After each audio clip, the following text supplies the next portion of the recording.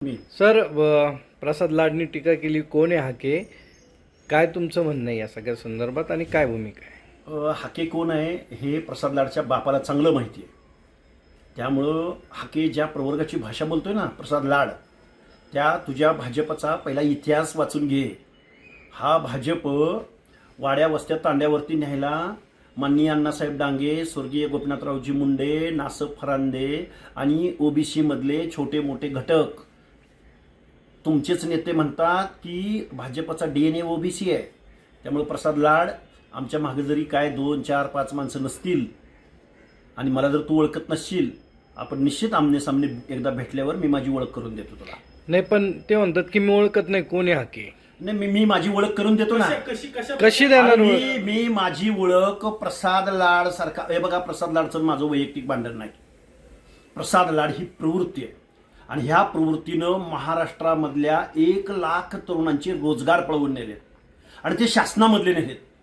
76% महसूल group of companies, त्याची काय क्रिस्टल ग्रुप ऑफ कंपनीजला जातात, त्याला 12% सर्व्हिस टॅक्स शासन देतो. हे ज्यावेळी मी सगळं महाराष्ट्रासमोर सांगेल ना, त्यामुळं प्रसाद लाड ही व्यक्ती नव्हे, प्रवृत्ती ज्यावेळी माझ्या डोळ्यासमोर येईल ना, त्या प्रसाद लाडच्या कानाखाली एक सणकण वाजवून देईल आणि प्रसाद लाडला लक्ष्मण हाके म्हणजे कोण आहे आणि कुठली भाषा बोलतो आणि किती लोकसंख्येची भाषा बोलतो हे त्याला चांगलं समजावून सांगेल. पण जरांगे पण आता टीका करायला लागलेत. नाही, जरांगेचं काय आहे मला पहिल्या दिवसापासून सांगतोय. महाराष्ट्रामध्ये गेली 2 वर्ष झालं जी सामाजिक तेढ निर्माण करण्यात जरांगे कारणीभूत आहेत.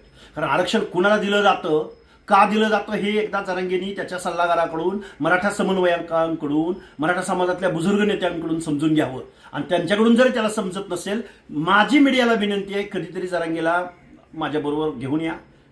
चांगलं त्याला समजेल उमजेल अशा भाषेमध्ये. अरे, मराठा आणि ओबीसी एक झाले तर महाराष्ट्र दिल्लीवरती राज्य करेल ना जरांगे. तिकडे दिल्लीवरती लढायचं सोडलं बाजूला आणि इथं ओबीसी भटके आमच्या अनामध्ये माती कालव. काय नाही, तू जरा वाढव, तुला मी खूप मोठा प्रोग्राम देतो जरांगे. माझं तुला प्रेमानं विनंती आहे, तू माझ्याकडे ये, आपण ओबीसी आणि मराठी एकत्र करूया. तू ओबीसीच्या आरक्षणाचा नाद सोड. ही प्रमाणपत्र कुठेही टिकणार नाहीत. ही जेनेलॉजी, तू कुणबी म्हणतो ना, 58 लाख कुणबीच्या नोंदी, याची वंशावळ तुम्हाला मॅच करता येणार नाही. कास्ट स्क्रुटिनी म्हणजे जात पडताळणी जो न्यायिक आयोग आहे त्याला तुम्ही कधीही फुलफिल करू शकत नाही. हे बेकायदा आहे, हे असंविधानिक आहे. जरांगेला माझी विनंती आहे. त्यामुळं महाराष्ट्रामध्ये जे अराजक निर्माण केले ना, जे तेढ निर्माण केली ना, ती संपवूया. ये बैठकीला बसू आपण.